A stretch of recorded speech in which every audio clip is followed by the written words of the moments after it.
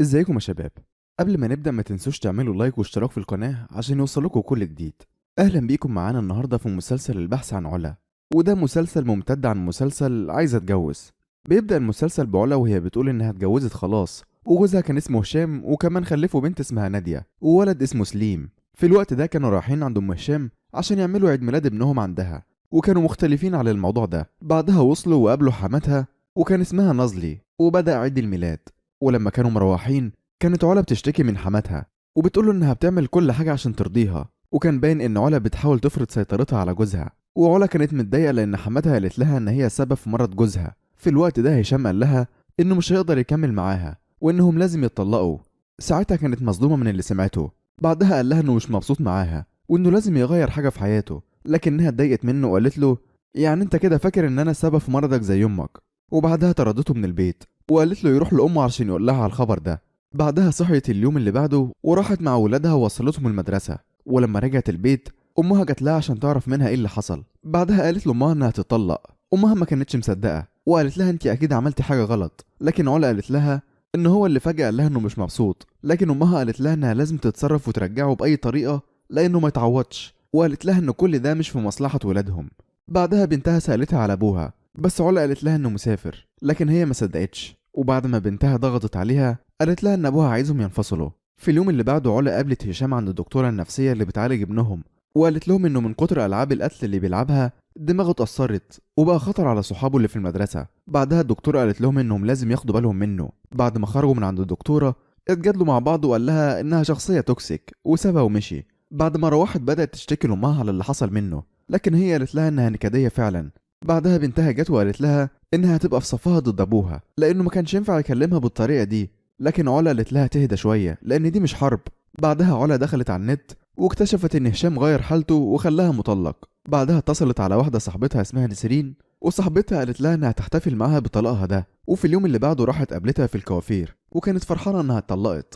بعد ما رجعت البيت امها قالت لها انها لازم تتقل عليه وهو يرجع لها لوحده. بنتها كمان كانت موافقه على الكلام ده. في الوقت ده هشام جه بره البيت وسلم على ابنه، لكن نادية بنته استقبلته ببرود ومرضتش تسلم عليه. بعدها خرجوا وراحوا مكان عشان يعرفوا ولادهم انهم هينفصلوا. هشام بعدها بدأ يقول لها تساعده في الكلام، لكنها قالت له انها لسه مش موافقة وبدأت تقول له حجج، لكن هشام قال لها انه مش هيقدر يكمل عشان هي مش مهتمة بيه وان اهم حاجة عندها الشكليات. وبعدها مشيوا.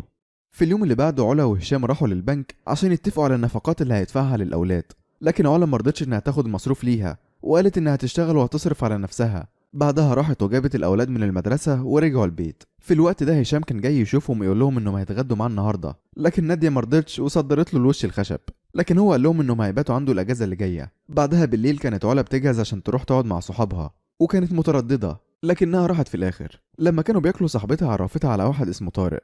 بعدها صاحبتها سالتها عن الشغل اللي بتفكر تشتغله، وعلا قالت لها انها هتبيع كريمات. بعد ما خلصوا طارق جه قعد جنب علا وسألها عن الكريمات اللي هتبيعها. قالت له انها في الاساس صيدلانيه، ولما كانت بنتها مريضه وكانت بتخاف عليها من الادويه قررت تخترع وصفه ونجحت. وبعدها استمرت في الموضوع ده وكانت عايزه تعمل مشروع الكريمات ده من زمان. وفي اليوم اللي بعده بيروح هشام وعلا لدكتور نفسي عشان ابنهم، وبيقول لهم انه هيستخدم طريقه علاج جديده وانهم لازم ما يخلوش موضوع الطلاق ياثر على ابنهم. بعدها خدت ابنها وراحت تقابل طارق لانه كان قايل لها انه هيساعدها في مشروعها. وبعدها خدها لمكان فيه محلات عطاره وقال لها ايه الفرق بينك وبين الوصفات بتاع المحلات دي. قالت له انها دارسه اللي بتعمله والوصفات بتاعتها مبنيه على اساس علمي، لكنه قال لها انها لازم تعمل لنفسها براند وتستهدف الناس اللي بتحب العلم. بعدها علا رجعت البيت وصاحبتها جات لها عشان تساعدها وبداوا يفكروا في اسم البراند. وبعدها بعتت عرض على جروب للستات المهتمه بالجمال. في اليوم اللي بعده بتروح توصل ولادها للمدرسه وبيجي لها صاحبتها عشان ياخدوا منها الكريمات، لكنها بتكون مفهماهم ان الكريمات دي واصله من دبي وكانت عايزه رايهم فيها. بعدها كانت في ملعب الكرة بتشجع ابنها وبيجي لها صاحبتها وبيقولوا لها انهم جات لهم حساسية من الكريمات، وابنها كمان بيسيب الملعب وبيقول لها انه مش عايز يلعب كورة. بعدها راحت مع طارق لمكان مليان زرع وخضرة عشان تشتري منه نباتات لوصفاتها. وبعدها عرضت الكريم بتاعها على واحد في المكان، لكنه قال لها ان جودته ومفعوله قليلين وكمان العلب رخيصة. طارق اقنع الموظف ده انه يشتغل معاهم في مشروعهم في الحسابات ويسيب المكان ده. وبعدها راح لعلا وقال لها انه هيساعدهم. في اليوم اللي بعده راحوا توصلوا ولادها لابوهم عشان يباتوا عنده. ولما هشام قابل نادية قال لها انه عارف انها زعلانة، لكنه فاهمها انها لسه صغيرة ومش فاهمة الموضوع. بعدها علا جت واتجادلت معاه عشان هو عايز يبان حلو قدامهم وهي اللي وحشة. بعد ما رجعت البيت وكانت بتتناقش مع صاحبتها على المشروع وإنها خايفة من إن المشروع ياخدها من ولادها. بعدها سألتها إذا كان طبيعي إن اللي اسمه طارق ده يكون مهتم بيها بالطريقة دي. في اليوم اللي بعده علا راحت لطارق لأنه كان عازمها وسألته هو ليه بيعمل معاها كده وبيساعدها. قال لها إنه واخد الموضوع مش أكتر من صداقة وإنه مش بيفكر في حاجة تانية دلوقتي. بعد ما رجعت البيت وكان هشام رجع لها الأولاد، اتفقوا إن الأولاد هتقضي الأجازة عنده مرة وعندها مرة. بعدها بدأت تتفق مع الموظف منتصر إنه هيشتغل معاها في المشروع، وبعدها بدأوا يصوروا إعلان ليها ولمنتجاتها. بعدها جالها ورد من طارق وقال لها إنها كده عدت المرحلة الأولى وإنها مش محتاجاه بعد كده، وودعها على أمل اللقاء في فرصة تانية. بعد فترة فتحت مشروعها الخاص وصاحبتها جم يشكروا في المنتجات بتاعتها، وبيجي لها واحدة مشهورة اسمها أمنية وبتقول لها إن مشروعها قالب السوق اليومين دول وإن لازم تعمل معاها مقابلة عشان تعرف عنها أكتر. بعدها أمنية طلعت لايف بتشكر في منتجات علا، لكن هشام ظهر في الفيديو وقالت إنه البوي فريند الجديد بتاعها، وعلا كانت مصدومة. بعدها رجعوا البيت وكانوا زعلانين، لكن هشام جالهم عشان يفهمهم الموضوع وقال لها إنه عرفها بعد موضوع طلاقهم. بعدها اعتذر لها على اللي حصل وقال لها إن هي ملهاش علاقة باللي حصل بينهم وسابها ومشي. بعدها علا راحت مع صاحبتها السوبر ماركت وصاحبتها قالت لها إنها لازم تصاحب زي هشام عشان تغيظه، لكنهم قابلوا واحد اسمه مروان وكان عارفهم وبارك لها على مشروعها الجديد.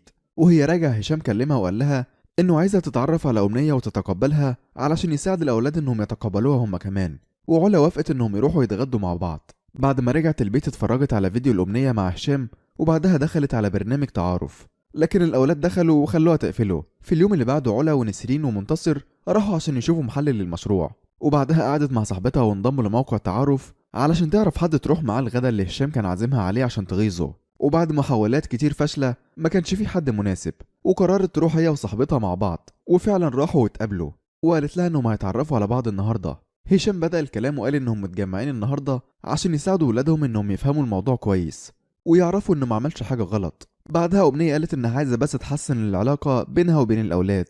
بعدها علا وهي ماشية قالت انها رايحة تقابل واحد اسمه يوسف، وهشام اتفاجئ من الموضوع، بس علا قالت له انها حرة وانها تعمل اللي هي عايزاه. بعدها علا راحت قابلت اللي اسمه يوسف وبدأ يحكي لها عن نفسه، وبعدها طلب منها انها تحكي له عن نفسها وبدأت تحكي له قصتها، لكنه كان سعيد جدا انها بتشتغل وانه بيحب الست العاملة جدا وانهم بيفهموا بعض. بعدها علا رجعت البيت وعرفت ان الاعلان بتاعها طلع ترند، وده كان بسبب انها كانت حاطة صورة امها في الاعلان وامها بقت مشهورة. بعدها أمنية اتصلت بيها وقالت لها انها عايزة تعمل مقابلة مع امها، وعلا قالت لها انها هتفكر وترد عليها. بعدها علا كانت بتنقل حاجتها في المحل الجديد واتفاجئت ان يوسف عرف المكان وجالها وادالها هدية، وبعدها بدأت تفرجوا على المحل. بالليل كانت علا بتتمشى مع يوسف وبعدها طلع خاتم وقال لها انه كان في عيلتهم بقاله 4 أجيال، وان امه قالت له ما تديش الخاتم ده غير للي تستحقه بس، وقال لها انه مش خاتم خطوبة ولا حاجة. وبعدها ادالها الخاتم وهي كانت فرحانة جدا. في اليوم اللي بعده علا راحت هي وامها عشان يعملوا المقابلة مع أمنية، وبعدها بدأوا التصوير. وأمنية سألتها عن السبب اللي خلاها تعمل المشروع ده.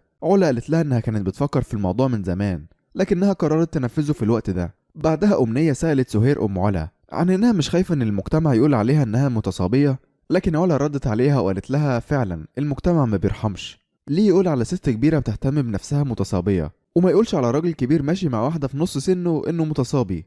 بعدها علا وجهت رسالة وهي ان لازم اي حد عنده حلم انه يسعى وراه وما يسيبش حلمه عشان اي حد. بعدها المقابلة خلصت. في اليوم ده بالليل يوسف اتصل على علا وقال لها انه تعبان وهيعمل عملية ومحتاجة تبيع الخاتم وتحوله فلوس عشان المستشفى غالية، وكان باين قوي انها نصبايا. بعدها نسرين جت ونشرت اسمه على جروب وعرفوا انه اسمه الحقيقي خميس وشغال في غسيل الاموال وكان بينصب عليها. لو عايز تعرف ايه اللي هيحصل لعلا ما تنساش تستنى الجزء التاني من المسلسل، ولو عجبك الفيديو ده ما تنساش تعمل لايك واشتراك في القناة عشان يوصلك كل جديد. سلام. ازيكم يا شباب؟ قبل ما نبدأ فيلمنا ما تنسوش تعملوا لايك واشتراك في القناة عشان يوصلكوا كل جديد. معانا النهاردة الجزء التاني من مسلسل البحث عن علا، وده زي ما قلنا مسلسل ممتد عن مسلسل عايزة تتجوز.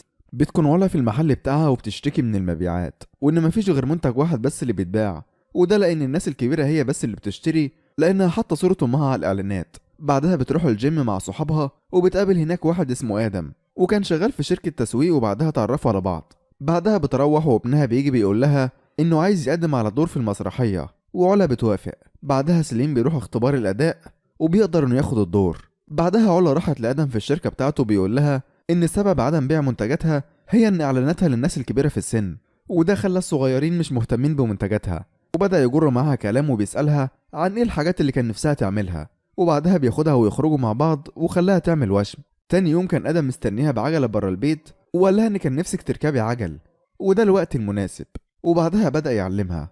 بالليل هشام جالها وبدأت تقول له انها كمان ما كانتش مبسوطه وان انفصالهم ده جه في وقته، واداها الجاكيت بتاع سليم ومشي. في اليوم اللي بعده علا ونسرين كانوا مروحين من المحل، ونسرين بدأت تعاتبها على اللي بتعمله وعلى ارتباطها بواحد اصغر منها، لكن علا ما اهتمتش. بعدها راحت وصلت ولادها لحماتها وفضلت تجر شكلها بالكلام شويه، ومشيت وهي فرحانه علشان ضايقتها، ودي كانت حاجه من الحاجات اللي كانت عايزه تعملها.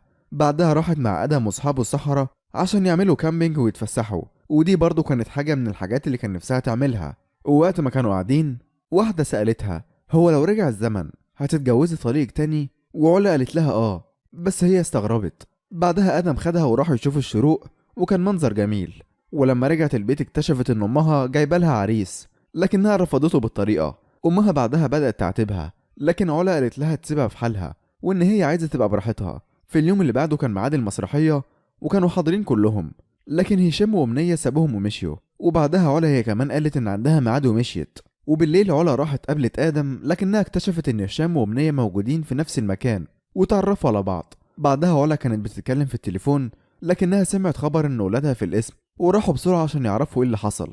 ولما وصلوا عرفوا انهم كانوا مروحين بتاكسي والسواق اتمسك بحشيش، وهشام قال لها انها مش مسؤوله ومش هتقدر تاخد بالها من الاولاد، وطلب منها انهم يعيشوا معاه وهياخدهم منها.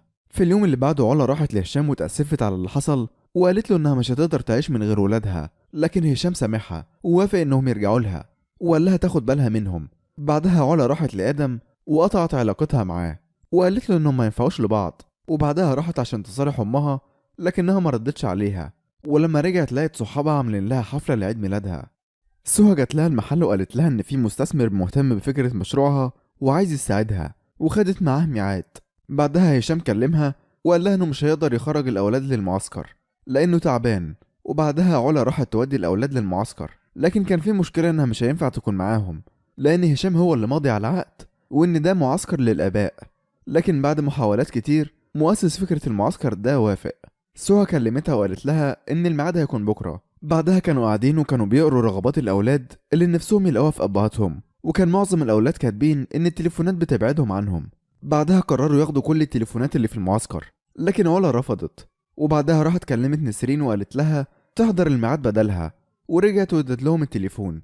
بعدها لعبوا لعبة شد الحبل والفريق اللي كانت فيه خسر، وراحوا بعدها عشان ياكلوا واعترضت على الاكل وقالت ان اكيد مش امهات اللي عامله الاكل ده. وجالها مؤسس المعسكر وقال لها ان المعسكر ده كله ذوق رجالي. بعدها كانوا بيلعبوا وكان ابنها مختفي، وراح واحد يدور عليه ولقيه قاعد في الخيمه لوحده زعلان، فخده على ظهره وشاله عشان يوديه لعلا. بعدها كانوا بيتمشوا وكان بيطمن عليها وعلى علاقتها مع الاولاد، وقالت انها لازم تاخد بالها منهم. بالليل علا راحت خدت تليفونها من وراهم وكان الدكتور صاحبها بيساعدها، وبعدها قعدوا يتكلموا مع بعض شويه. في الوقت ده كانت نسرين راحت لام علا عشان تصالحهم على بعض، وقالت لها ان اللي حصل بينهم ده ما ينفعش. في اليوم اللي بعده كانوا قاعدين يلعبوا لعبه وعلا تليفونها رن، لكنها انكرت انه تليفونها. بعدها بدأوا اللعبه معاها، وكانت عباره عن اسئله عن الاولاد واهتماماتهم، لكنها قدرت تجاوب الاسئله اللي تخص بنتها صح، لكن ابنها جاوبت غلط. بعدها سأل الاولاد عليها، لكن نادية جاوبت صح وسليم معرفش يجاوب.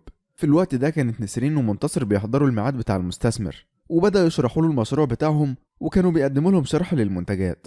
بعدها علا كلمتهم عشان تعرف منهم عملوا ايه، وقالوا لها انهم ما اقتنعوش وعايزين يعملوا مقابلة تانية. في الوقت ده مؤسس المعسكر جه ومسكها وهي بتتكلم في التليفون واخده. بعدها كانت نادية بتلعب مع صاحبها اللي كانت زينة بنت دكتور مروان معجبة بيه، وزينة شافتهم ومشيت. وبعدها راحت شافت علا مع ابوها الدكتور مروان وزعلت ان مفيش حد مهتم بيها ومشيت. بعدها علا راحت لها عشان تفهمها الموضوع وقالت لها ان مفيش حاجة بينها وبين مروان. وبعدها نادية جت وعلا قالت لها انها ما تكترش مع اللي اسمه ياسين ده، وزينة زعلت ومشيت. بعدها كانوا بيلعبوا لعبة الاعترافات، وكان كل واحد بيعترف لولاده على مشاعره، وكان الدكتور مروان بيحاول يصالح زينة وبيقول لها انها اكتر حد بيحبه. بعدها كان الدور على علا، وبدأت تقول لنادية انها بتحبها وانها ربتها على انها تبقى قوية، لكن لازم في بعض الاوقات انها تهتم باللي حواليها. بعدها قالت لسليم ان اكتر حاجة بتحبها فيه انه مش بيحاول يقلد حد وعايز يبقى ليه شخصيته لوحده. وبعدها اتصالحوا كلهم وحضنوا بعض، وتليفونها رن، والمؤسس المعسكر استغرب، لكن قالت له ان هو مش بيعرف يخبي تليفونات كويس، ولما كانت بتتكلم في التليفون سمعت خبر مش كويس. بعدها بدأت تلم حاجتها وخدت الأولاد ومشيوا، وكان الدكتور مروان عايز يمشي معاها، وزينة كانت مش موافقة إنه يروح معاهم وكانت عايزاه يروح البيت. بعدها راحوا المستشفى وعرفوا إن هشام عمل عملية في القلب وإنه محتاج يقعد في المستشفى فترة. بعدها هشام فاق وسأل على علا وعلى أولاده، وبعدها علا خرجت وكلمت أمنية. بعدها دكتور مروان دخل يطمن على هشام ويسلم عليه، وبعدها مروان وصل علا البيت وقال لها لو احتجتي حاجة أنا موجود. وعلا دخلت البيت وطمنت نادية على أبوها. بعدها علا كانت قاعدة مع نسرين، ونسرين كانت بتستفسر منها على علاقتها بمروان وبتقول لها إنها زودت في الموضوع شوية. بعدها علا خدت الأولاد المستشفى عشان يطمنوا على أبوهم، ومروان اتصل على علا وخلى زينة تطمن عليهم، وعلا قالت لها إنها عايزة تيجي عشان نادية لكن زينة رفضت. في الوقت ده أمنية كانت ماشية من المستشفى وبتعيط، وقالت لعلا إن هشام مش عايزني جنبه. بعدها أمها قالت لها إن هشام كده بدأ يفكر إنه يرجع لها وإنها لازم تجاريه برضه. ولما دخلت الأوضة هشام بدأ يطلب منها مساعدات زي إنها تعدل السرير، وبعدها الأولاد طلبوا منه إنه يرجع معاهم البيت وعلا وافقت. بعدها وهم مروحين كانوا بيسألوها هي ليه وافقت، وقالت لهم عشانكم، لكن هم فهموا إنها مش عايزة أبوهم وحاولت تفهمهم إن الموضوع معقد. بعد ما رجعت البيت كانت بتتصل على مروان وقال لها أنا مش فاضي دلوقتي، وسألها على هشام وقفل معاها. في اليوم اللي بعده هشام رجع البيت وأمها قالت لها تفكر بسرعة في موضوع رجوعها لهشام. بالليل لما كانت نايمة في أوضة نادية وسألتها عن زينة، لكن نادية قالت لها إنها ما تعرفش حاجة عنها. في اليوم اللي بعده نادية قابلت زينة في المدرسة وحاولت تصالحها، لكن زينة زعلت ومشيت. في الوقت ده هشام قال لعلا إنه محتاج يتكلم معاها شوية، لكن هي قالت له إن عندها شغل، وبعدها قالت له إن ما عندهاش مانع لو عايز يرجع البيت وهي هتبقى توديله الأولاد لحد هناك، ومشيت. لما كانت في الشغل نسرين كانت زعلانة من علا عشان اهتمامها الزيادة بيه، وكانت خايفة إنه يأثر عليها وترجع له، وكانت خايفة من كده أحسن علا تطلعها من حياتها، لكن علا طمنتها وقالت لها إنها هتفضل صاحبتها. في الوقت ده سهى اتصلت عليها وقالت لها إن المستثمر وافق يعمل معاهم مقابلة وإنهم يحضروا حاجة كويسة المرة دي. في الوقت ده أمنية راحت لهشام البيت وقال لها إنهم ما هينفعوش لبعض وإنها محتاجة حد صغير عشان يهتم بيها، وانفصلوا عن بعض. وبعدها زعلت ومشيت. بالليل علا روحت ولقيت هشام قاعد مع صحابه فسلمت عليهم وقالت لهم إن مش هينفع تقعد معاهم لأن عندها شغل كتير، وطلعت على أوضتها. أمها طلعت لها وبدأت تقول لها إنها لازم ترجع لهشام عشان الأولاد وإن دي فرصة مش هتتعوض، وعرفتها إنه انفصل عن أمنية. بعدها علا قعدت مع هشام في البلكونة وبدأوا يتكلموا، وبيحكي لها عن ذكريات زمان وإنهم كانوا مبسوطين، وقال لها إيه اللي حصل، لكنها قالت له إن الزمن بيغير الشخص وبيخليه يزهق. وبعدها هشام قال لها إنه عايز يرجع لها، لكن هي رفضت وقالت له إنها مش لعبة يسيبها أو يرجع لها وقت ما يحب. في اليوم اللي بعده علا قابلت مروان قدام المدرسة وسألته ما بيردش عليها ليه، وقال لها إنه محتاج يركز مع بنته أكتر. بعدها خدت الأولاد ومشيت. ولما كانوا راجعين وكانت بتحاول تقول لهم إنها مش عايزة ترجع لأبوهم لكن معرفتش تفهمهم. بعدها راحت المقابلة، ولما كانت بتتكلم كان بيجيلها مكالمات من هشام ومروان، وبعد ما خلصت وأقنعتهم موافقة إنهم يشتغلوا معاهم. بعدها راحت قابلت مروان وقال لها إنه مش هينفع يرتبط بيها وإنه كان بيحس براحة نفسية لما بيتكلموا مع بعض، لكن قال لها إنه حاسس إن حياتها مش فاضية لحد وإنه مش هيقدر يكمل معاها بالطريقة دي، وقال لها إن لما تبقى جاهزة تكلمه. وبعدها مشي. وفي الوقت ده علا حست بالوحدة وإن مفيش حد في حياتها. وبكده نكون خلصنا النهاردة. لو عايز تعرف علا هتعمل إيه ما تنساش تتابعنا، ولو عجبك الفيديو اعمل لايك وشير واشترك في القناة. سلام.